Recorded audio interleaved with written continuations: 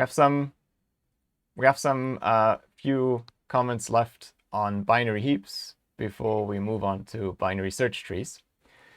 We talked last week about how we can insert a new element into a binary heap.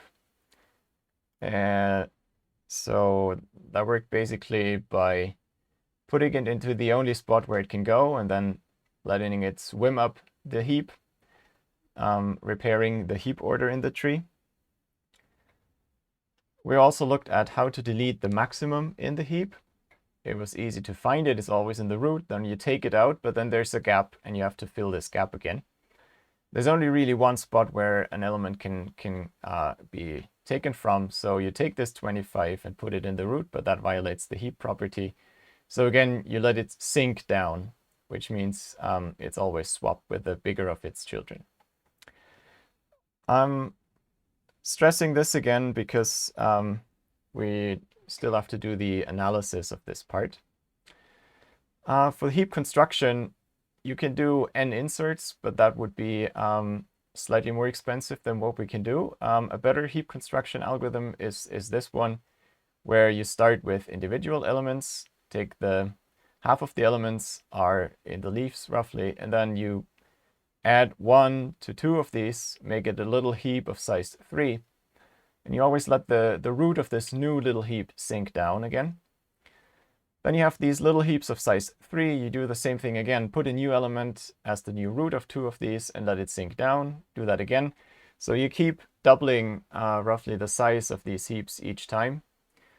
And I already sketched this last week, but we'll briefly touch on this again. So that will give you overall linear cost. I wanted to make sure that this analysis part is written up properly. So here's that in slightly more detail again. I think it's worth pointing out that there's two notions in heaps that we will use a lot. That's the height of a tree, which is simply the number of edges on the longest root to leaf path. So let me just add a heap. The height makes sense for other types of trees. So maybe let's add a node with some more children. So obviously here, the way I drew it, the longest root to leaf path is this. So here the height would be 1, 2, 3, 4.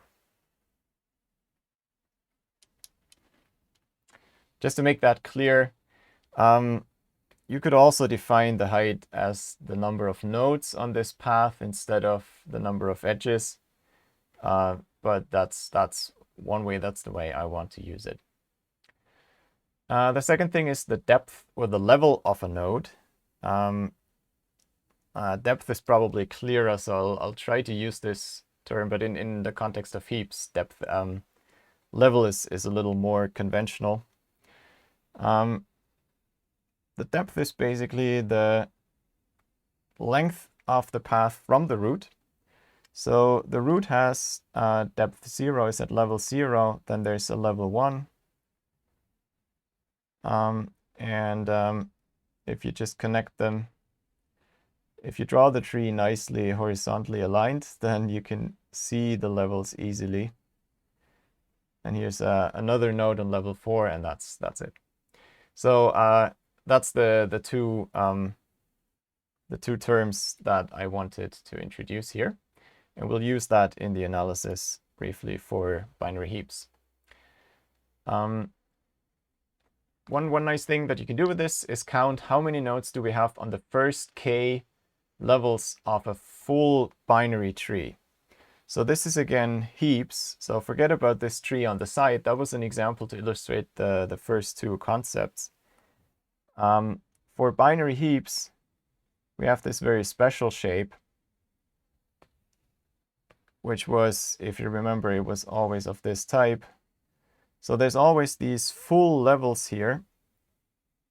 They're completely filled with as many nodes as possible, except for the last level, which might be slightly smaller. But if we just take the first k full levels, then there will be exactly 2 to the L nodes on level L, because we start with one node on the root level, and then it doubles each time, because in a full binary tree, every node has exactly 2 children. And if you sum that up, you get another power of 2, just -1. That's just what this sum works out to be. And why is that useful? We can invert this formula and solve it for the height. So the height is the lowest level. As you notice in this example here also, height is 4, and there's one node on level 4. Then the height can be calculated as the smallest case, so that the number of nodes here exceeds n. And so that you have enough space to fit all these nodes. And that turns out to be just the binary logarithm of n. So this is LG is my shorthand for log base 2.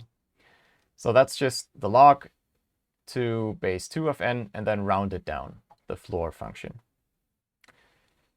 Okay, with that preparation, we can analyze heaps fairly easily. First of all, for insert and delete max, that's why I just went over the procedures again.